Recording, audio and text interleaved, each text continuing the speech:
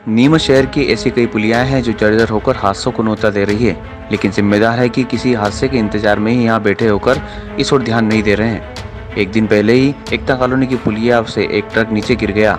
हालांकि ये गनीमत रही कि उसमें कोई हताहत नहीं हुआ, लेकिन ऐसे छोटे मोटे कई हादसे नीमच के अम्बेडकर कॉलोनी हो या फिर शहाबुद्दीन बाबा की पुलिया, सभी सालों पुरानी होकर जर्जर हो चुकी है। हादसे पे हादसे यहाँ हो रहे हैं, लेकिन इनके निर्माण को लेकर अभी तक कोई ठोस प्रयास नहीं हुए हैं। और जब कभी कोई बात उठती है तो जिम्मेदार अपनी तीसरी ये कहकर कर लेते हैं कि प्रस्ताव भेज दिया है और जल्द होगा, लेकिन सालों बीत चुके हैं। है कि जो पुलिया क्षतिग्रस्त हो रही उस ओर ना तो वार्ड पार्षद ध्यान देते हैं, ना ही नगर पालिका उस ओर ध्यान देती। इसके कारण यहाँ एक्सीडेंट हो रहे हैं। अब गत दिनों भी जो एक ट्रक गिरा है पुलिया के नीचे, जो क्षतिग्रस्त जो पुलिया हो चुकी है उनको मरम्मत का काम जो करना चाहिए नगर पालिका वो नहीं कर रही थी।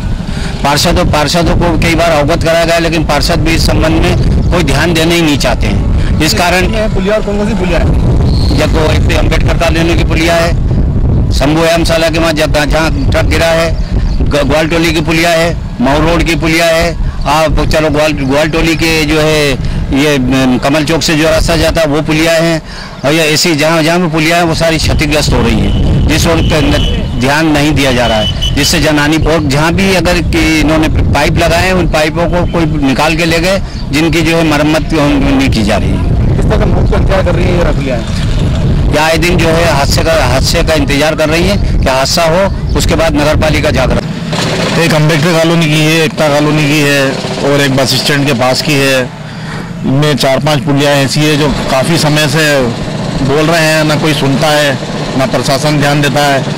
और जब बारिश के अंदर पानी आता है तो इससे ऊपर से निकल जाता है, रास्ते सब ब्लॉक हो जाते हैं, जनता परेशान होती है।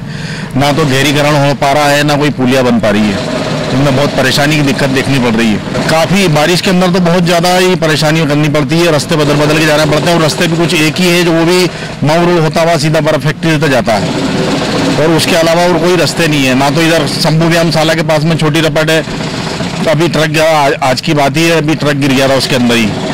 उसके बाद इधर अम्बेडकर कॉलोनी की जो पुलिया है उसके ऊपर से पानी जाता है, वो भी बरसों हो गए इसको बने, इस पर कोई ध्यान नहीं दे पा रहा है। इसको एक और बनाने की कब से मांग कर रहे हैं, कोई नहीं ध्यान दे रहा। वाहन भी गिरते रहते हैं, एक्सीडेंट भी रहता है, कि कभी रेलिंग टूट जाती है, कोई ध्यान नहीं देता। अभी दोनों पुलिया की रेलिंग टूटी हुई है, आए दिन हादसे हो रहे हैं। और रेलिंग के लिए भी कब से कंप्लेंट करी तो उस पर भी कोई ध्यान नहीं दे पा रहा। जयसिंहपुरा वाली पुलिया है, एकता कॉलोनी जाने वाली, उस पुलिया का हमने परिषद से मंजूरी ली, तो तकनीकी स्वीकृति ली, उसके टेंडर हो गए, वर्क आर्डर हो गए, लेकिन उस पुलिया का डिजाइनिंग होना बाकी है।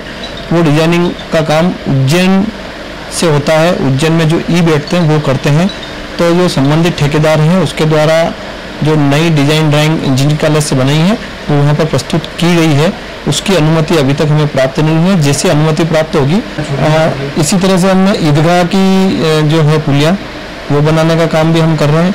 और बाबा शहाबुद्दीन दरगाह के यहाँ की जो पुलिया है उसका भी टेंडर और वर्क ऑर्डर हमने किया जा चुका है, उसका भी काम शीघ्र चालू होने वाला है।